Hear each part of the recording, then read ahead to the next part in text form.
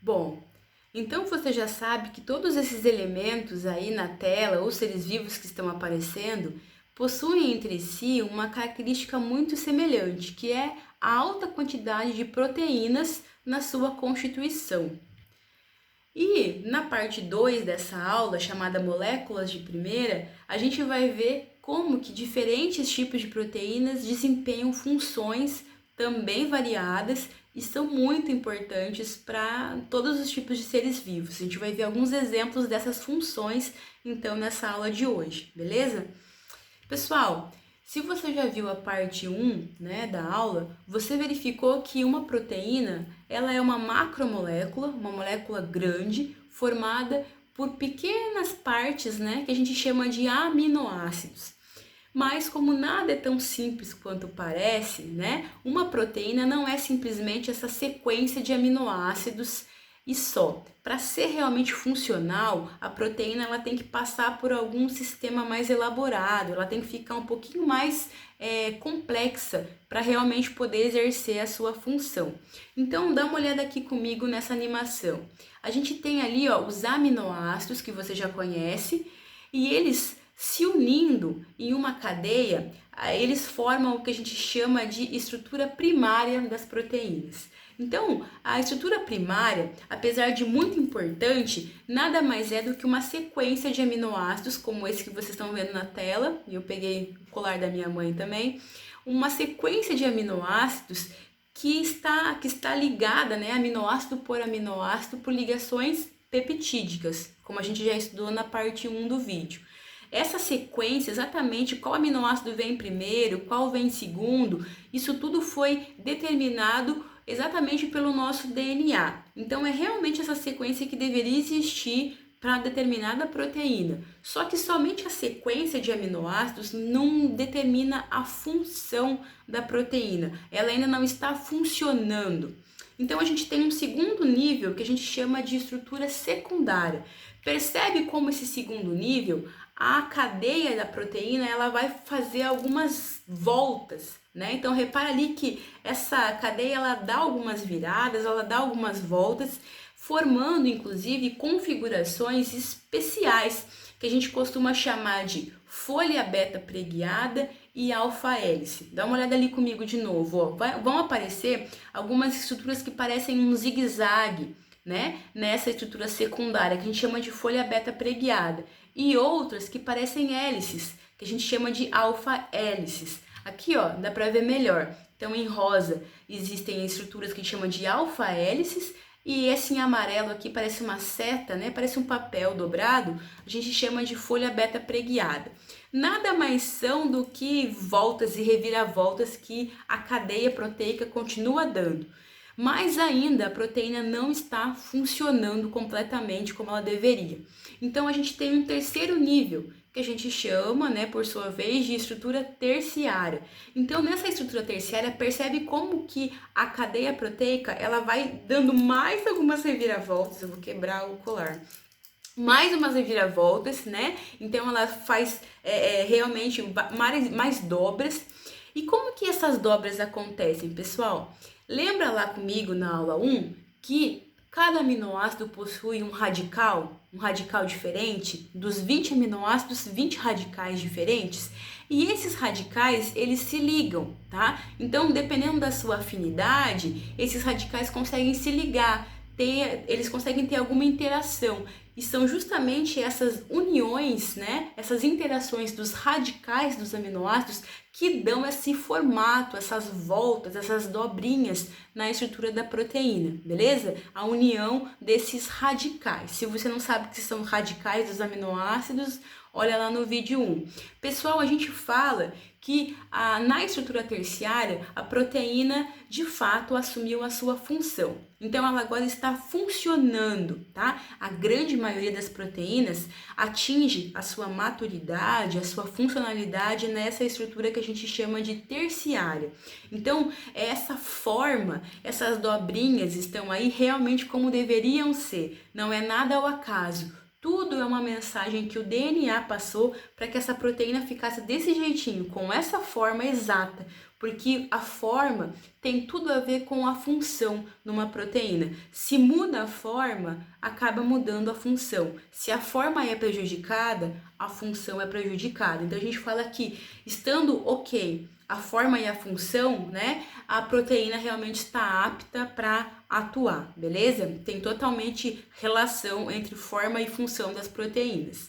Então, a grande maioria delas já atinge a sua funcionalidade aqui. Porém, algumas proteínas ainda precisam de uma elaboração um pouquinho melhor, que são as proteínas que a gente fala que atingem uma estrutura quaternária, que não são todas, são somente algumas, tá? Então, o que seria a estrutura quaternária? Olha só, 4 cadeias de estruturas terciárias já estabelecidas, elas se juntam e formam uma estrutura quaternária. Nesse exemplo que eu dei aqui, né? Nesse exemplo são 4 cadeias diferentes ali, de cores diferentes, mas poderiam ser 2 estruturas terciárias. Então, por exemplo, aqui no meu exemplo da minha mão, aqui meu fone de ouvido seria uma estrutura terciária e o colar.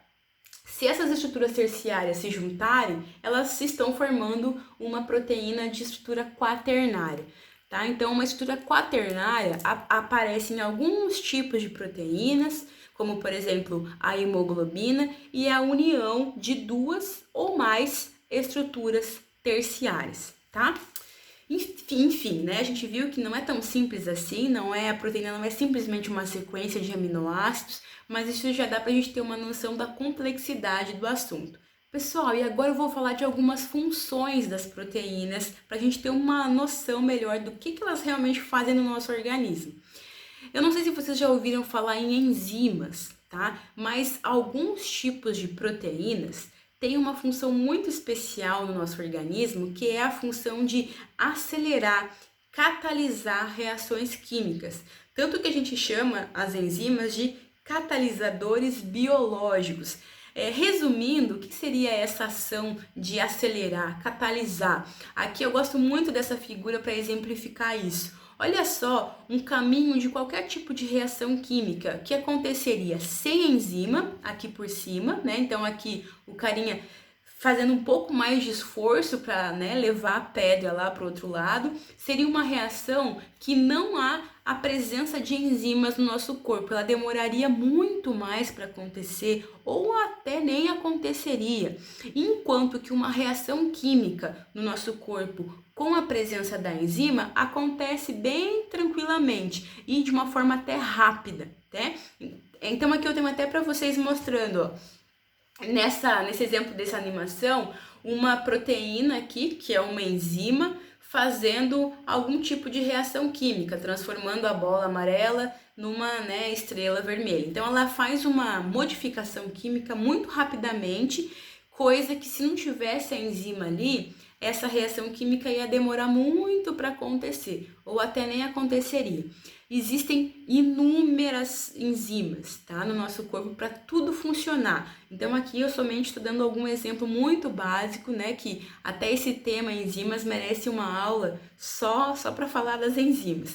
Uma coisa interessante é aprender como que na digestão, quando a gente come alguma coisa, a gente vai fazer a nossa digestão do alimento, as enzimas estão totalmente relacionadas com esse processo de digestão. Ali você está vendo, ó, uma enzima em verde quebrando uma molécula que é grande em 2 moléculas menores. Dá para dar o exemplo da glicose, que é um açúcar muito importante. Então, aqui eu tenho uma enzima, né? A enzima verde, por exemplo, quebrando então a glicose, vamos supor, em 2 açúcares menores.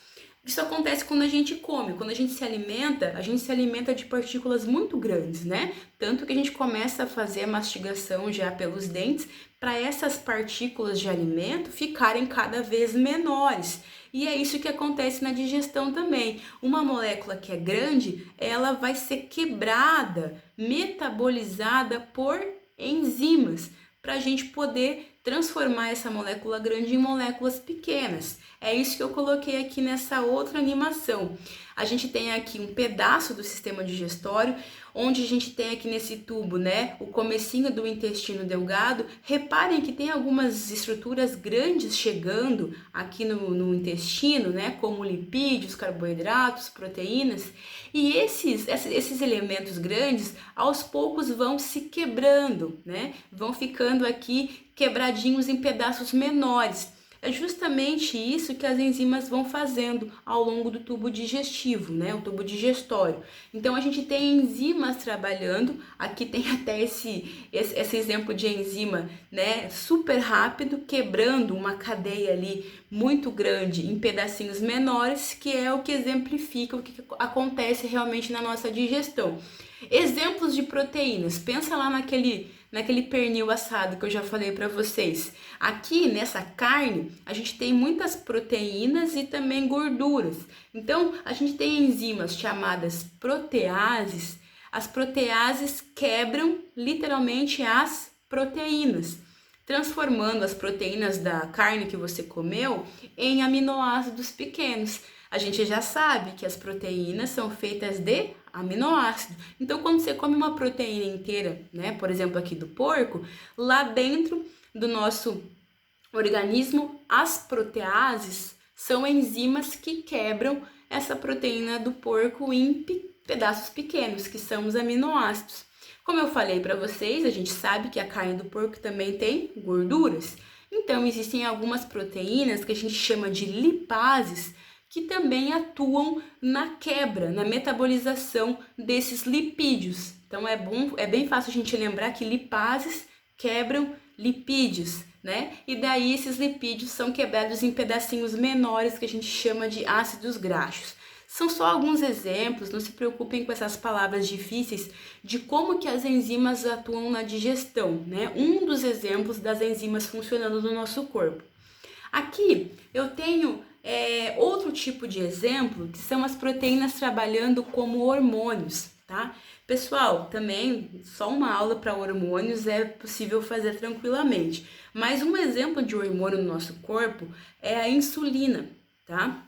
E aqui eu tenho uma situação onde a insulina está funcionando normalmente. Vamos ver como que acontece, então, essa função da insulina, que é uma proteína.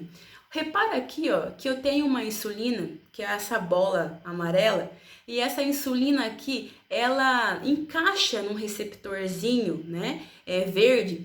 Por sinal, esse receptorzinho também é uma proteína. Então, olha como as proteínas estão em todos os lugares das células mesmo. No momento que essa insulina se liga aqui nesse receptorzinho verde, é como se ela apertasse um botãozinho que abre um portão para a glicose entrar na nossa célula. Então vamos lá, você come, na sua alimentação tem bastante açúcar, glicose, tá? Então a insulina, quando você se alimenta, a insulina vai lá, ela aperta o botãozinho na sua célula, né? E em determinadas células, e olha assim, olha como esse canal de glicose se abre para a glicose sair do sangue e entrar nas células, tá? Isso é uma situação onde a insulina está trabalhando normalmente. Então a insulina aperta um botãozinho e a glicose entra para lá dentro da célula, a glicose ser usada como energia para a gente fazer todas as atividades. Agora, a gente sabe que em algumas situações as pessoas não produzem insulina direito, né? Ou não produzem insulina, ou a insulina não é totalmente funcional. Quando a insulina não trabalha direito, essa outra situação acontece aqui. Olha só, por algum motivo, essa insulina aqui, ela não consegue apertar esse botãozinho. Esse canal aqui, ó, azul, ele não abre para a glicose entrar. E o que que acontece, né? Essa glicose, ela começa a se acumular aqui no sangue. Então até tá escrito aqui, né? Altas quantidades, altos níveis de glicose no sangue, que é o que determina mesmo a diabetes, né? Um tipo de diabetes que acontece quando a insulina ou não é produzida ou ela tem algum tipo de problema, alguma deficiência na forma, que consequentemente, lembra? Forma, função estão relacionadas. Então essa insulina, essa proteína não está funcional. Ela não consegue acionar o portãozinho para a glicose entrar. Então isso determina, né, um tipo de diabetes. Então aqui a insulina, que é uma proteína, não está funcionando muito bem. Então aqui são apenas alguns exemplos, né, de como que as proteínas, nesse caso a insulina, também pode ajudar no nosso corpo. Pessoal, muitas estruturas dos seres vivos são exclusivamente proteínas, como a gente tem muitas proteínas na nossa pele, nas unhas, né, nas garras dos animais. As penas são feitas de proteínas, né? O bico, que é o mesmo tipo de proteína que a gente tem no cabelo, bem parecido, né? Não exatamente o mesmo, mas a queratina, né? A gente já ouve falar na queratina, são proteínas que estão no cabelo, nas penas, nas unhas. O nosso esqueleto, né? Os ossos são formados também por tipos de proteínas, assim como os chifres, né, dos animais e diversas outras estruturas do nosso corpo e de vários tipos de seres vivos por aí, todos formados, muitos deles por proteínas. Aqui mais alguns exemplos de como as proteínas agem no nosso corpo. Aqui embaixo, na contração muscular, o seu músculo é proteína. Então, quando você precisa fazer alguma contração muscular voluntária, como levantar aqui a mochila ou andar de bicicleta, os seus músculos estão trabalhando, as suas proteínas estão contraindo para você poder fazer essas atividades. E até mesmo quando for involuntário, porque o seu coração bate, né, de forma involuntária, mas também ele é feito por proteínas, o seu intestino todo ele é feito por músculos, né, por proteínas musculares. Aqui em cima a gente tem o transporte de colesterol por duas proteínas muito importantes que você já deve ter ouvido falar, LDL e HDL, que você deve conhecer como colesterol ruim, colesterol bom. Na verdade, LDL e HDL são proteínas, são lipoproteínas que transportam o colesterol pelos nossos vasos sanguíneos. E por que HDL é considerado o bom? Porque essa proteína transportadora aqui, ó, ela retira o colesterol, né, que está impregnado nas paredes dos nossos vasos sanguíneos. Então, por isso que ela é considerada a boa. E a LDL é uma lipoproteína que, resumindo, ela vai lá e deposita colesterol nos nossos vasos sanguíneos. Então, ela é considerada a ruim, tá? Aqui, ó, a gente tem as hemoglobinas, que são proteínas que transportam o oxigênio. Então, esses azuizinhos aqui, ó, são moléculas de oxigênio chegando no nosso corpo. E esses em vermelhinho são as proteínas, né, que estão dentro das células vermelhas do sangue, transportando esse oxigênio para os nossos tecidos. Então, são muito importantes, porque senão a gente não ia conseguir respirar e, consequentemente, viver, tá? Bom, e algumas proteínas agem como anticorpos. Essa palavra anticorpos talvez seja familiar para vocês agora durante a pandemia do coronavírus, né? Então a gente aprende que anticorpos são proteínas de defesa, são proteínas que ajudam o nosso corpo a se proteger contra agentes patogênicos que podem causar doença. Então a gente tem vários tipos de anticorpos no nosso corpo que acabam protegendo, fazendo com que esses vírus, bactérias, né, não cheguem a causar doença no nosso organismo. E também a gente tem a presença de proteínas para produção de vacinas. Recentemente, uma vacina contra o coronavírus está sendo desenvolvida e até em bastante avanço, bastante progresso, né, no seu desenvolvimento, que ela é feita a partir de proteínas presentes lá do coronavírus. Então, olha só aqui, eu tenho um exemplo, né, do vírus aqui. Existem algumas proteínas aqui na parte exterior, que eu chamo de proteínas spike, que elas estão sendo utilizadas para produzir as vacinas, e nesse caso a vacina feita por essas proteínas, quando ministradas na gente, elas vão fazer o quê? Elas vão induzir que a gente produza anticorpos contra o coronavírus. Então a gente vai identificar que tem alguma proteína estranha ali no nosso corpo, porque essas proteínas spike são do vírus, né? Então, quando ministradas essas proteínas na forma de vacina na gente, a gente vai produzir, o nosso sistema imunológico vai produzir anticorpos contra essas proteínas estranhas. Quando a gente entrar em contato com o coronavírus, então a gente já tem esses anticorpos para nos defender. Claro, né, gente? Uma aula só sobre vacinas vai ser importante para a gente verificar daqui a alguns tempos, assim como uma aula somente de vírus. Mas olha só a importância das proteínas no desenvolvimento de algumas vacinas, tá? Como é bastante recorrente na literatura, a gente vê isso bastante.